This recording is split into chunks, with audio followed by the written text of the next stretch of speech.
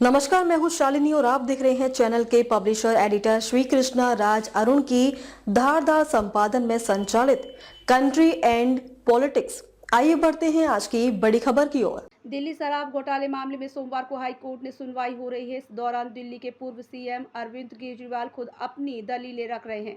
केजरीवाल ने इस केस की जज स्वर्णकांता शर्मा से खुद को अलग करने की मांग की है। सीबीआई की ओर से solicitor general Tushar Mehta, ASG SV Raju और डीपी सिंह ने एजेंसी का पक्ष रखा।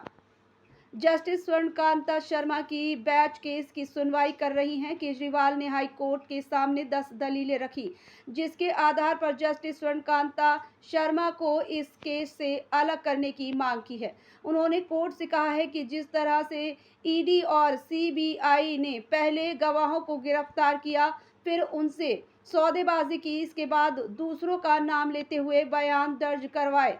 गवाहों के बयानों को लेकर अदालत की टिप्पणियां ऐसी थी मानो मुझे दोषी और भ्रष्ट ही मान लिया गया हो। केजरीवाल की दलीलें सुनकर बेंच ने कहा, आपने बहुत अच्छा तर्क रखा, आप वकील भी बन सकते हैं। इससे पहले इस मामले में 6 अप्रैल को सुनवाई हुई थी। तब कोर्ट ने सीबीआई को जवाब दाखिल करने का निर्देश दिया और कहा कि अगर कोई जज को मामले से हटाने की बात वाली अर्जी देना चाहता है तो दे सकता है। सीबीआई ने ट्रायल कोर्ट को उस आदेश को हाई कोर्ट में चुनौती दी है, जिसमें उसने केजरीवाल, मनीष सिसोदिया और अन्य 22 आरोपियों को शराब घोटाला केस में बरी कर दिया था। 9 मार्च को सुनवाई के दौरान सीबीआई के अलावा कोई मौजूद नहीं था। बिना उनकी बात सुने कोर्ट ने ट्रायल कोर्ट के आदेश को पहली नजर में गलत बता दिया। ट्रायल कोर्ट ने पूरे दिन सुनवाई कर 40,000 पेज के दस्तावेज पढ़कर फैसला दिया था, लेकिन हाईकोर्ट ने 5 मिनट की सुनवाई में उसे गलत बता दिया। आदेश आया कि मेरा दिल बैठ गया।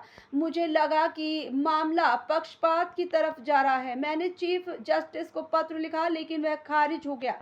इसके बाद मैंने यह आवेदन दिया। सुप्रीम कोर्ट ने साफ कहा है कि डिस्चार्ज आदेश को सिर्फ असाधारण परिस्थितियों में ही रोका जा सकता है, लेकिन मेरे मामले में मुझे सुने बिना ही आदेश आंशिक रूप से रोक दिया गया। मेरे हिसाब से उस आदेश के बाद ट्रायल कोर्ट का पूरा फैसला लगभग बेअसर हो गया। कोर्ट ने अपने आदेश में लिखा कि एडवांस नोटिस दिया गया था, लेकिन वे पेश नहीं हुआ।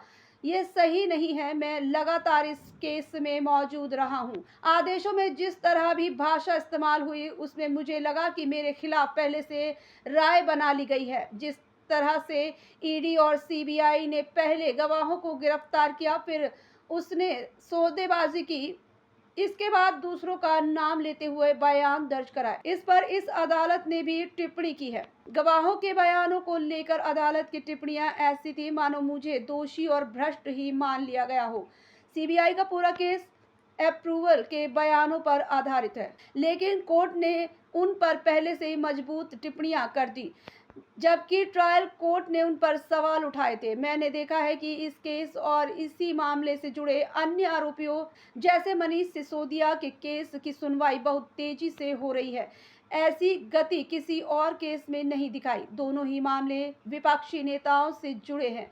मुझे ऐसा लग रहा है कि सीबीआई और ईडी की हर दलील को स्वीकार किया जा रहा है और आदेश उनके पक्ष में जा रहे हैं। इन सभी कारणों से मैंने मन में यह गंभीर आशंका पैदा की है कि मुझे निष्पक्ष सुनवाई नहीं मिलेगी। पिछले कुछ दिनों से सोशल मीडिया पर एक मुद्दा चल रहा है कि जजों के करीबी लोगों को लेकर एक पुरानी परंपरा रही है। एक पुरानी परंपरा थी कि अगर जजों के करीबी लोग किसी पक्ष से जुड़े होते हैं तो जज उस मामले में खुद को अलग कर लेते हैं।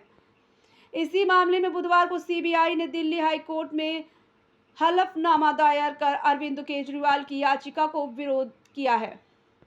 सीबीआई ने कहा है कि अखिल भारतीय अधिवक्ता परिषद के सेमिनार में शामिल होने का मतलब ये नहीं है कि जस्टिस शर्मा का झुकाव किसी खास संगठन की तरफ है।